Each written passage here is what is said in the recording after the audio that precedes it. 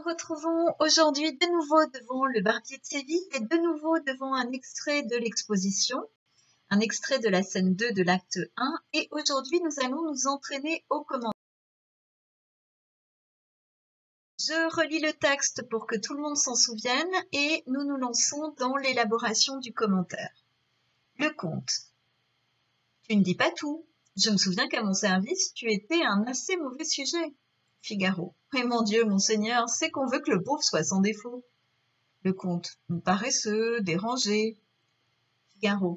Aux vertus qu'on exige dans un domestique. Votre Excellence connaît-elle beaucoup de maîtres qui fussent dignes d'être valets? Le comte riant. Pas mal. Et tu t'es retiré en cette ville? Figaro. Non, pas tout de suite. Le comte l'arrêtant. Un moment. J'ai cru que c'était elle. Oh, dis toujours, j'entends de reste. Figaro. De retour à Madrid, j'ai voulu essayer de nouveaux talents littéraires et le théâtre me parut un champ d'honneur. Le comte. Oh, miséricorde. Figaro. Pendant sa réplique, le comte regarde avec attention du côté de la jalousie. En vérité, je ne sais comment je n'eus pas le plus grand succès car j'avais rempli le parterre des plus excellents travailleurs, des mains comme des battoirs. J'avais interdit les gants, les cannes, tout ce qui produit que des applaudissements sourds. Et d'honneur avant la pièce, le café m'avait paru dans les meilleures dispositions pour moi. Mais les efforts de la cabale... Le comte. Oh, la cabale, monsieur l'auteur tombé. Figaro. Bah, tout comme un autre, pourquoi pas?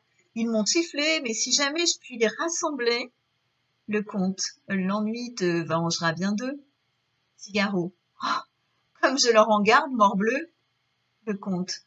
Tu jures? Sais-tu qu'on n'a que 24 heures au palais pour maudire ces juges? Figaro. On a 24 ans au théâtre. La vie est trop courte pour user d'un pareil ressentiment. Le comte. Ta joyeuse colère me réjouit. Mais tu ne me dis pas ce qui t'a fait quitter Madrid. Figaro. C'est mon bon ange, mon Excellence, puisque je suis assez heureux pour retrouver mon ancien maître.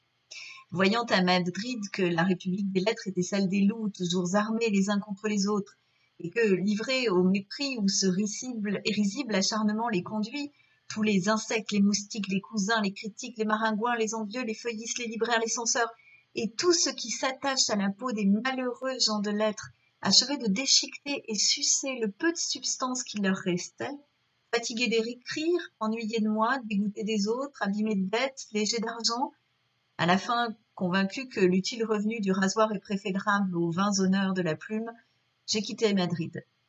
Et mon bagage en sautoir, parcourant philosophiquement les deux Castilles, la Manche, l'Estramadure, la Sierra Morena, l'Andalousie, accueilli dans une ville, emprisonné dans l'autre et partout supérieur aux événements, loué par ceci, blâmé par cela, aidant au bon temps, supportant le mauvais, me moquant des sots, bravant les méchants, riant de ma misère et faisant la barbe à tout le monde. Vous me voyez enfin établi dans Séville et prête à servir de nouveau votre Excellence en tout ce qui lui plaira de m'ordonner. Le comte. Qui t'a donné une philosophie aussi gaie? Figaro. L'habitude du malheur. Je me presse de rire de tout, de peur d'être obligé d'en pleurer. Pour créer le commentaire, on va partir de ce que nous avons identifié plus tôt et on va construire des axes. Alors, on avait identifié différentes choses, une scène qui permet l'exposition, une scène qui permet de construire le personnage de Figaro, Figaro comme porte-parole d'idées qui dépassent le cadre de la pièce. Tout ça nous avait amené à poser la problématique suivante, dans quelle mesure cette scène s'éloigne-t-elle des expositions classiques? Et il nous reste maintenant à remanier un petit peu, non pas la problématique qui est très bien comme elle est, mais les remarques qu'on avait pu faire de façon à faire apparaître trois axes. Vous avez dû réfléchir à ces axes. Si vous ne l'avez pas fait, je vous propose d'arrêter la vidéo, de le faire maintenant et de relancer la vidéo une fois que vous aurez trouvé quelque chose. Quant à moi, je continue. Alors, les trois axes que je propose, c'est bêtement une scène d'exposition qui s'éloigne des règles classiques. Je vais parler du fait que cette scène permet bien l'exposition de l'intrigue et des personnages, mais qu'elle le fait de façon un petit peu renouvelée. Deuxième axe, une scène qui construit un personnage nouveau au théâtre, Figaro. Et enfin, une scène qui transforme le théâtre en tribune, dans la mesure où Figaro va porter des idées qui dépassent le simple cadre de la pièce. Nous avons nos axes. Axe, maintenant, trouver deux arguments et des éléments du texte qui peuvent prouver ces arguments. Alors, je me lance pour le premier qui s'éloigne des règles classiques. Premier argument, c'est une exposition dans la mesure où elle présente les personnages et leurs relations, et elle lance l'intrigue. Et je m'appuie sur le texte. D'abord, on a une relation passée. On avait évoqué le conte qui disait que Figaro était à son service. Figaro qui l'appelle votre excellence, qui le vouvoie, le comte qui le tutoie, donc une relation hiérarchique. Le fait que Figaro dise qu'il fera tout ce qui lui plaira de m'ordonner et qui annonce que donc il va faire partie de cette comédie, qu'il va se remettre au service du comte. Mais je remarque aussi que c'est une scène qui est invraisemblable et ce qui va à l'encontre des règles établies par le classicisme, par Boileau notamment, et qui est davantage un décrochage comique qu'un véritable appui pour l'intrigue. Et je m'appuie là-dessus sur le fait que la rencontre se fait de façon inopinée juste au bon moment et que la parole est donnée à Figaro qui en profite pour faire rire avec son passé, avec ses critiques. On prend n'importe quel exemple de comique lié au passé de Figaro pour le prouver. On construit un personnage nouveau au théâtre. Alors, en quoi est-ce qu'il est nouveau? Eh bien, tout d'abord, c'est un valet qui s'éloigne des valets classiques parce qu'il a beaucoup d'esprit et qu'il maîtrise la rhétorique. Il use de métaphores dans sa tirade, alors ne serait-ce que la République des lettres était celle des loups, les auteurs qui sont déchiquetés. Il fait des maximes, je me presse de rire de tout, de peur d'être obligé d'en pleurer. Il s'éloigne également, ce personnage, de ce qu'on connaît au théâtre parce qu'il emprunte finalement à un autre genre, le roman. Un valet qui s'éloigne du personnage théâtral pour devenir un personnage de roman.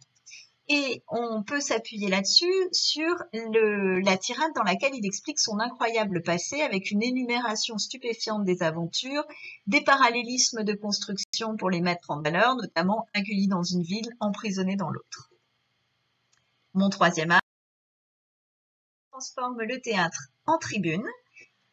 Pourquoi est-ce que le théâtre devient une tribune, c'est-à-dire un lieu où on expose des idées? D'abord parce que Figaro, il se fait porte-parole de pensées révolutionnaires, ou au moins pré-révolutionnaires. Et on reprend là-dessus le fait qu'il est insolent et qu'il a dans ses répliques des phrases qui mettent le conflit sur le plan social ou politique. Par exemple, aux vertus qu'on exige dans un domestique, votre Excellence connaît-elle beaucoup de valets qui fussent dignes d'être valets? Ici, on a la mise en relation des maîtres et des valets, une généralisation et puis une mise en relation qui se fait au service, au profit des valets. Toutefois, on reste prudent, le terme « excellence » nuance un petit peu la portée révolutionnaire. Figaro est révolutionnaire comme tout le monde l'est un petit peu 15 ans avant la Révolution française. Et enfin, Figaro, c'est aussi un double de l'auteur, notamment parce qu'il règle ses comptes avec le milieu littéraire et le milieu théâtral. J'en prends pour exemple la mise en scène d'un personnage qui fait le même métier que Beaumarchais et qui va évoquer des difficultés liées à la représentation théâtrale. Avec beaucoup d'humour, il explique comment l'auteur organise sa claque face à une cabale qui veut lui nuire, et on sent bien que Beaumarchais est derrière. Et puis les difficultés à vivre de son art, notamment l'énumération de tous ceux qui vivent en dévorant les auteurs. J'ai donc construit mes trois axes, mes deux paragraphes par axe, qui auront chacun un argument et un exemple qu'il me reste à analyser. À rédiger. Je vous propose un exemple rédigé pour le premier axe. Axe 1, et je m'occupe du premier paragraphe. J'ai mis ce texte en rouge et entre crochets parce que, évidemment, il ne figure pas dans votre copie. Ce sont simplement des indications pour vous montrer ce que je fais. Mais évidemment, ça ne figure pas dans le travail que vous rendez. Cette scène d'exposition joue son rôle, mais le fait d'une façon qui s'éloigne des règles fixées par le théâtre classique. J'ai annoncé ici l'idée générale du premier axe. J'attaque le premier paragraphe proprement dit. L'extrait permet l'exposition dans la mesure où il présente deux des personnages principaux de la pièce et leurs relations. Là, j'ai annoncé mon premier argument et je développe les exemples que j'ai choisis pour prouver cet argument. Dès les premières lignes, le dialogue entre Figaro et le comte fait en effet référence à un passé commun. Le comte qui tutoie Figaro rappelle le temps où celui-ci était à son service. De son côté, Figaro use de vouvoiement et d'une formule qui marque la déférence, votre excellence. C'est donc une relation hiérarchique évidente qui liait les deux personnages.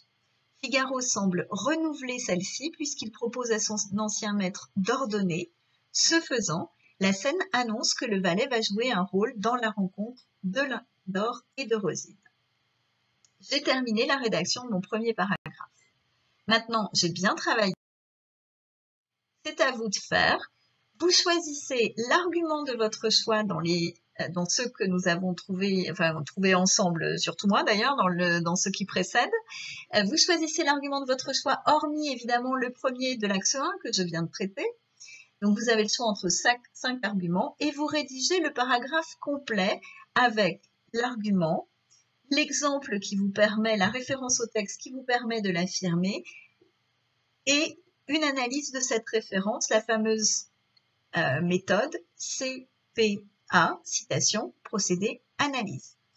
Vous mettez vos réponses dans les commentaires du blog, je viens corriger dès que faire se peut et en attendant, je vous souhaite une excellente journée.